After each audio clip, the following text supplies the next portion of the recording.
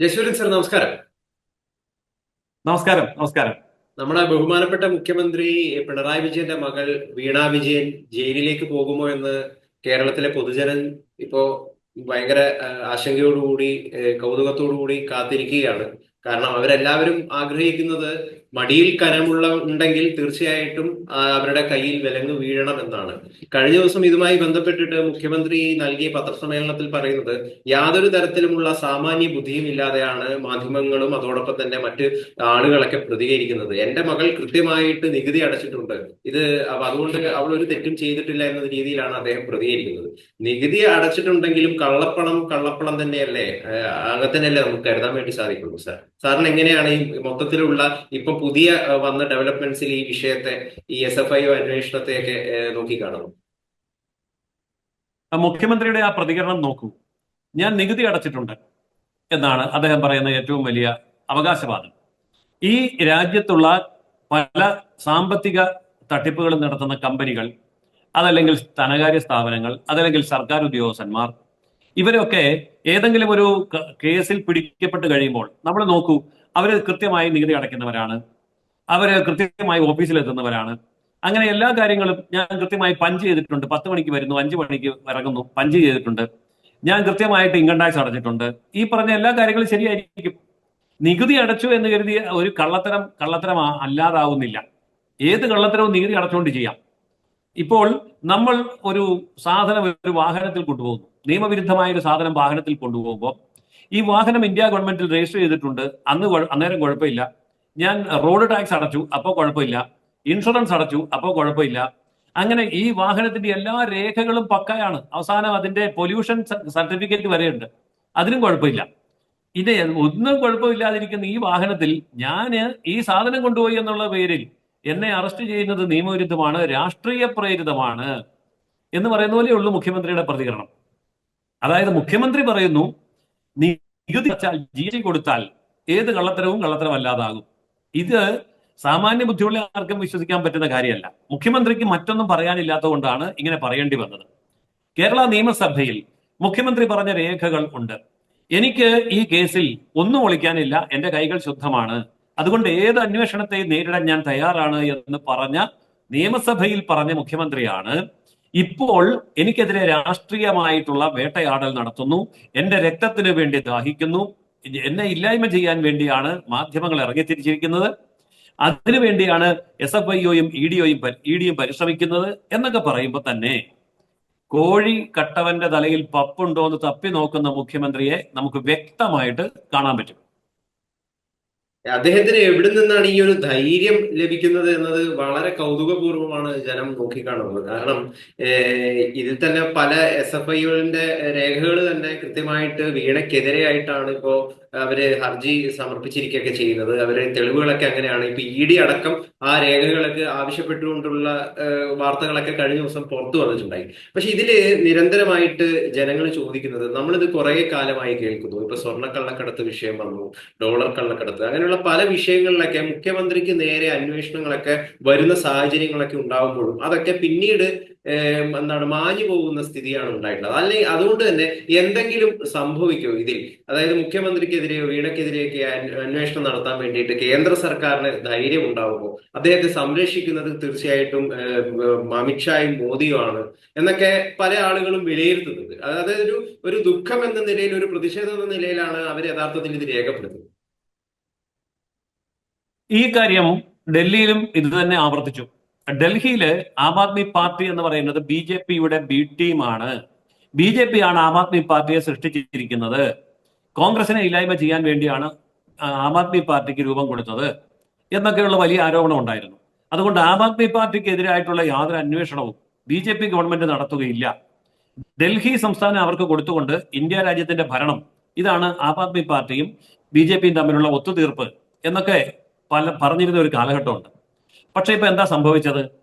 ആം ആദ്മി പാർട്ടിയുടെ പരമാധ്യക്ഷനായിട്ടുള്ള വ്യക്തി ഇന്ന് ജയിലിലാണ്.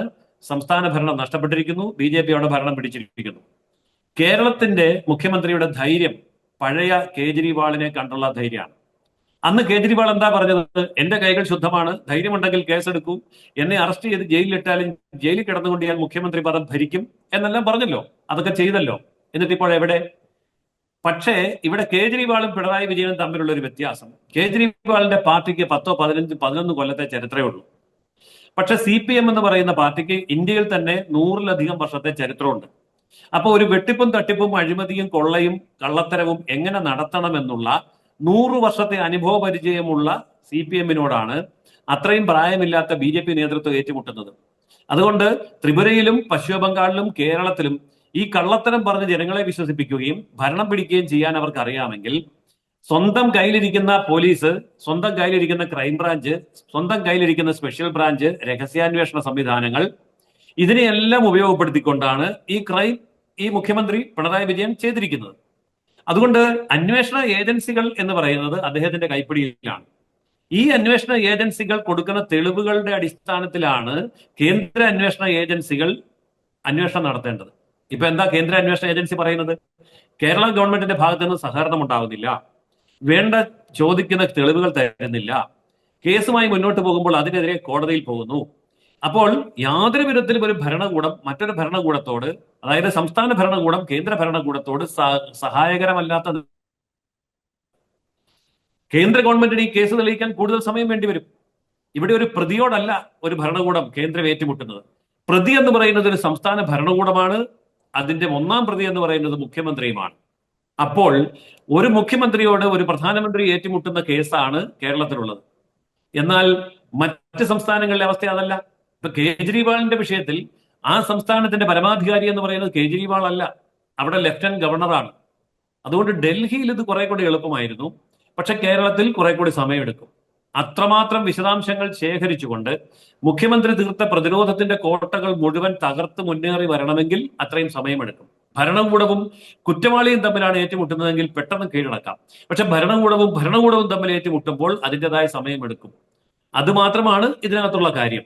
ഇനിയിപ്പോ കേസിന്റെ കാലതാമസത്തെ കുറിച്ചാണ് വേവലാതിയെങ്കിൽ, ട്രാൻസ്പോർട്ട് ബസ്സിന് കല്ലെറിഞ്ഞ SFI-ക്കാർക്കെതിരെ കേസെടുത്തത് കേരളത്തിൽ 12 കൊല്ലം കഴിഞ്ഞു.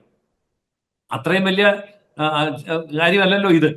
അപ്പോ ട്രാൻസ്പോർട്ട് ബസ്സിന് കല്ലെറിയുന്ന കാര്യം പോലും 12 കൊല്ലം കഴിഞ്ഞ് കേസെടുക്കാമെങ്കിൽ ഇത്തരം കാര്യങ്ങളിൽ ഉണ്ടാകുന്ന കാലതാമസം തീർച്ചയായിട്ടും അതിന്റെ നിയമപരമായ കാര്യങ്ങളിലൂടെ കടന്നു വരുമ്പോൾ ഒരു വലിയ കാലതാമസമല്ല. ഏതായാലും അരവിന്ദ് കെജ്രിവാളിനെ അറസ്റ്റ് ചെയ്ത് അകത്തിടുകയും അധികാരം പിടിക്കുകയും ചെയ്യാൻ BJPക്ക് അറിയാമെങ്കിൽ പിണറായി വിജയന്റെയും ഗതി അതുതന്നെ ആയിരിക്കും. അതിന്റെ സമയക്രമം ആരും നിശ്ചയിക്കേണ്ടതില്ല. അത് എങ്ങനെ വേണമെന്നുള്ളത് അന്വേഷണ ഏജൻസികൾക്കും കേന്ദ്ര ഗവൺമെന്റിനും വ്യക്തമായിട്ട് അറിയാം. ഇപ്പം രാജീവ് ചന്ദ്രശേഖരന്റെ വരവൊക്കെ BJP സംസ്ഥാന പ്രസിഡന്റൊക്കെ ആയിട്ടുള്ള വരവ് മുഖ്യമന്ത്രിയെ പൂട്ടാൻ വേണ്ടിയിട്ടുള്ള ഒരു ലക്ഷ്യം കൂടി അതിന് പിന്നിലുണ്ടെന്ന് പലരും പറയുന്നുണ്ട്. ഇപ്പോ പാർട്ടി കോൺഗ്രസ് നടക്കുന്ന സമയത്താണ് ഈ SFIO വീണയെ പ്രതിയായിട്ട് ചേർക്കുന്നത് തുടങ്ങിയ അത്തരം പ്രധാന ഘട്ടങ്ങളിലൊക്കെ രാജീവ് ചന്ദ്രശേഖരൻ വന്ന് കുറച്ച് കഴിഞ്ഞപ്പോഴാണ് ഈ നീക്കങ്ങളൊക്കെ ഉണ്ടായത്. അപ്പോ സുരേന്ദ്രനുമായിട്ട് മുൻ പ്രസിഡന്റുമായിട്ട് മുഖ്യമന്ത്രിക്ക് ഒരു ധാരണ ഉണ്ടായിരുന്നു. ഇപ്പം രാജീവ് ചന്ദ്രശേഖരൻ വന്നപ്പോൾ അങ്ങനെയല്ല എന്നൊക്കെയാണ് പലരും, പൊതുജനം പല സ്ഥലങ്ങളിൽ നൽകുന്ന കമന്റ് എന്ന് പറയുന്നത് അതാണ്. അതിനോടൊക്കെ എങ്ങനെയാണ് സാർ പ്രതികരിക്കുന്നത്? ഇന്ത്യ മഹാരാജ്യത്ത് കൃത്യസമയത്ത് തെരഞ്ഞെടുപ്പ് നടത്തി കൃത്യമായിട്ടും ഭാരവാഹികളെ പ്രഖ്യാപിക്കുന്ന ഒരേ ഒരു പാർട്ടിയേ ഉള്ളൂ, അത് BJP ആണ്. ബാക്കിയുള്ളവരൊക്കെ തോന്നുമ്പോൾ തെരഞ്ഞെടുപ്പ് നടത്തും. ഒരു വീട്ടിലെ തന്നെ ചേട്ടനോ ചേച്ചിയോ അനിയനോ അനിയത്തിയോ ഇങ്ങനെയുള്ളവർ അങ്ങോട്ടും ഇങ്ങോട്ടും അധികാരം കൈമാറും. പക്ഷെ BJPയിൽ അങ്ങനെയല്ല. 18 കോടി അംഗസംഖ്യയുള്ള ഒരു BJPയിൽ ഓരോ 3 കൊല്ലം കൂടുമ്പോഴും ബൂത്ത് തലം മുതൽ അഖിലേന്ത്യാ തലം വരെ അതിന്റെ ഭാരവാഹികൾ മാറിക്കൊണ്ടിരിക്കും. അതിന്റെ ഭാഗമായിട്ടാണ് കേരളത്തിലും രാജീവ് ചന്ദ്രശേഖർ വന്നത്. ഇനി കേരളത്തിൽ മാത്രം തെരഞ്ഞെടുപ്പ് നടത്തുകയും അല്ലെങ്കിൽ നടത്താതിരിക്കുകയും കേരളത്തിൽ മാത്രം ഒരു സംസ്ഥാന അധ്യക്ഷനെ മാറ്റി പ്രതിഷ്ഠിക്കുകയും ചെയ്തുവെങ്കിൽ ഈ ചോദിക്കുന്ന ചോദ്യത്തിന് ഒരു സാങ്കത്യമുണ്ട്. പക്ഷേ കേരളത്തിൽ മാത്രമല്ലല്ലോ, ഇന്ത്യയിലെ 28 സംസ്ഥാനങ്ങളിലും 8 കേന്ദ്രഭരണ പ്രദേശങ്ങളിലും എല്ലാ സംസ്ഥാന അധ്യക്ഷന്മാരെയും മാറ്റിയ കൂടെ കേരളത്തിന്റെയും മാറി എന്നല്ലാതെ അത് ഈ പറയുന്ന പാർട്ടിയുടെ പോളിറ്റ് ബ്യൂറോയോ അല്ലെങ്കിൽ പാർട്ടി കോൺഗ്രസോ അല്ലെങ്കിൽ KSO ആയിട്ട് യാതൊരു ബന്ധവുമില്ല. കാരണം ഇന്ത്യ മഹാരാജ്യത്ത് ഈ പറയുന്ന CPM-ന് 1% വോട്ടില്ല, 0.5% വോട്ടില്ല, 0.048 അത്രേ ഉള്ളൂ. അപ്പോൾ 0.5% വോട്ടില്ലാത്ത ഒരു ചെറിയ പാർട്ടിയുടെ പാർട്ടി സമ്മേളനം നോക്കിയിരിക്കുകയാണോ ഇന്ത്യ ഗവൺമെന്റ് അല്ലെങ്കിൽ BJP? ഒരിക്കലും അല്ല. അതൊക്കെ വെറും പൊങ്ങച്ചം പറയുന്നതാണ്. ഇവരുടെ പാർട്ടി കോൺഗ്രസ് എന്ന് പറഞ്ഞാൽ ഇന്ത്യ മഹാരാജ്യത്ത് ആരെയും മൈൻഡ് ചെയ്യൂ? അപ്പോ ആ, അങ്ങനെ മൈൻഡ് ചെയ്യാൻ മാത്രം വലിയ പാർട്ടിയൊന്നും അല്ലല്ലോ ഇത്. അപ്പൊ അതും ഇതുമായിട്ട് ബന്ധപ്പെടുത്തുന്നതിൽ യാതൊരു അർത്ഥമില്ല. തീർച്ചയായിട്ടും. അപ്പൊ എന്തായാലും ഏഹ്, പൊതുപ്രവർത്തകരുടെ കയ്യിൽ എന്താണ് മടിയിൽ കനമുണ്ടെങ്കിൽ അവര് അഴിക്കുള്ളിൽ പോകണം എന്ന് തന്നെയാണ് പൊതുജനം ആഗ്രഹിക്കുന്നത്. അങ്ങനെ ഉണ്ടെങ്കിൽ അത് കാര്യം സംഭവിക്കട്ടെ എന്നാണ് എല്ലാവരും ആഗ്രഹിക്കുന്നത്. അപ്പൊ എന്തായാലും ഈ അന്വേഷണം കാലതാമസങ്ങളൊന്നും ഇല്ലാതെ വളരെ തകൃതിയായിട്ട് യഥാർത്ഥ പ്രതികളിലേക്ക് എത്തട്ടെ എന്ന് മാത്രമേ നമുക്കിപ്പോ പറയാൻ വേണ്ടിയിട്ട് സാധിക്കുകയുള്ളൂ. അപ്പൊ എന്തായാലും ഈ ചർച്ചയിൽ പങ്കെടുത്തതിന് വളരെയധികം നന്ദി.